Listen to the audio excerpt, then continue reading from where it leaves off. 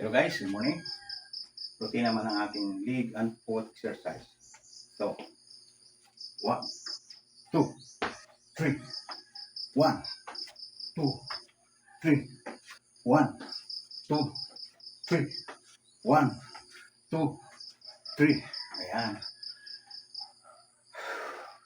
Pangalawa. 1, 2, 3. 1, 2, 3. 1, 2, 3. Pwede yung ganitong style lang. Yan. Yan. Pwede yung stationary. Tapos, yan. Yan. Stationary. This. 1, 2, 3, 4, 2, 3.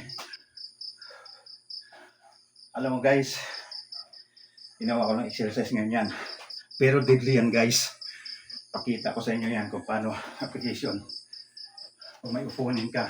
O yan. Word stance. Ganito na guys, oh. Oh. Yan.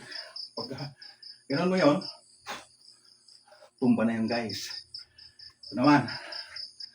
Gusto mo siya na ipin down ang kanyang tuhod. O ito.